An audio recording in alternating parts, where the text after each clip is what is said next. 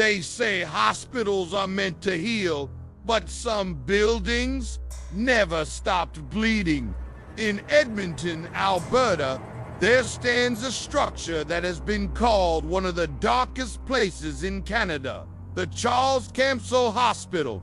Built in the 1940s as a tuberculosis sanatorium, it later became a general hospital. But behind its walls were stories no medical file ever documented. Whispers of mistreatment, of lives cut short, of Indigenous patients who suffered alone, silenced by fear and neglect. The building has been abandoned since the 1990s. Its windows are shattered, its hallways flooded with dust and silence. Yet those who trespass swear it is not emptied. They say the wards still echo with voices, not of doctors or nurses, but of the forgotten dead.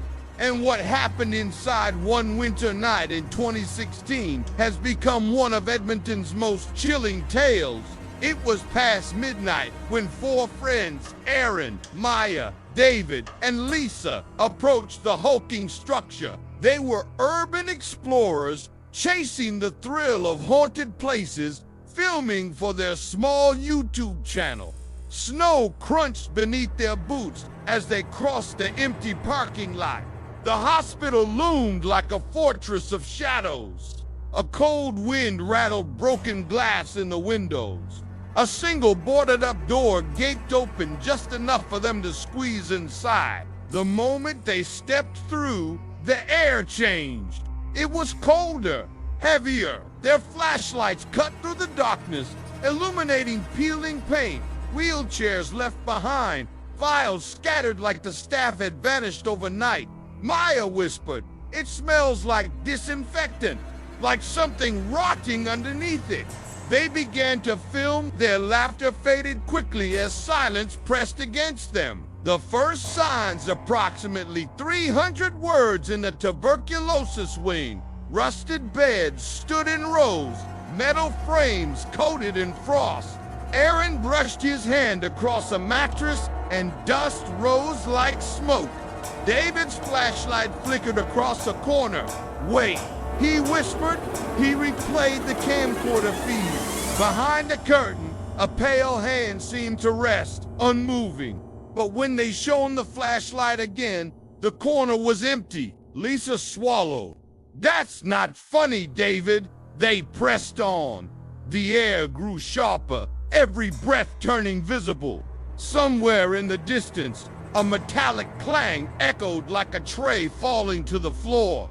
But the hospital was empty, or so they thought. The psychiatric wing had always been the darkest part of the hospital's history. Patients locked alone, restrained, many never leaving alive. The door groaned open. Inside, the temperature dropped so suddenly their camera lenses fogged. Their flashlights swept across graffiti-covered walls, broken beds bolted to the floor. Then they heard it, a voice, soft female, whispering, "Help me!" Maya froze. "Did you hear that?" Lisa's camera flickered with static. A faint shadow crossed the wall, moving without shape. Then a loud crash. Something slammed the metal bed frame. They ran toward the hallway, but the sound of footsteps followed them. Heavy, slow, not their own. Aaron turned, breath shaky.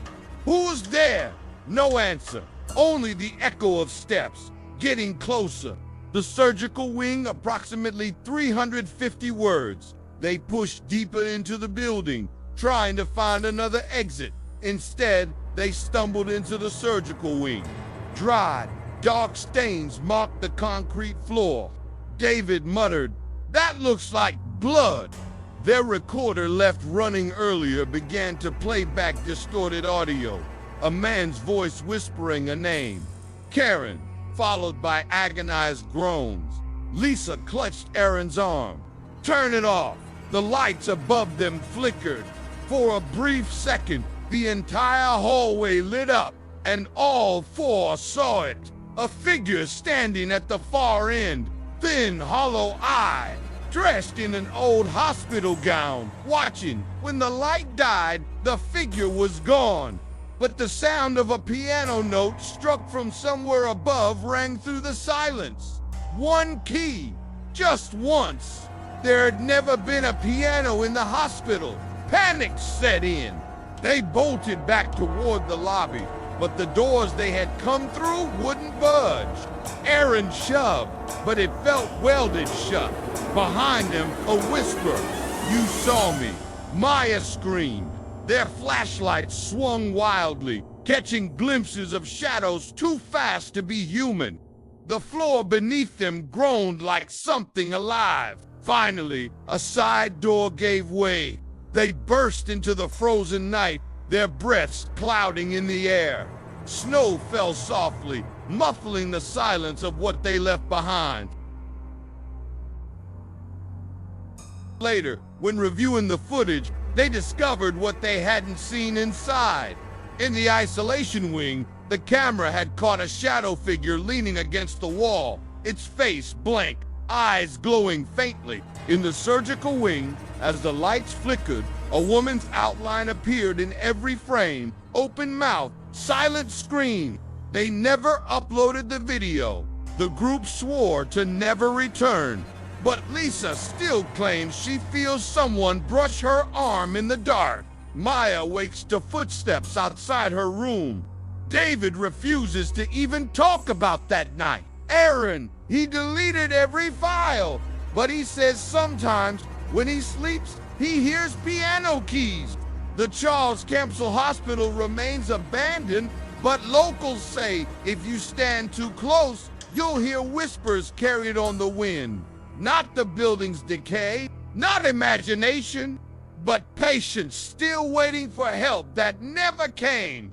And so the hospital waits. Its hallways dark, but never empty. If you dare to step inside, you might see them too. The forgotten souls, the lost patients, the ones who never left. Some places don't heal. Some places don't heal. Some places only haunt.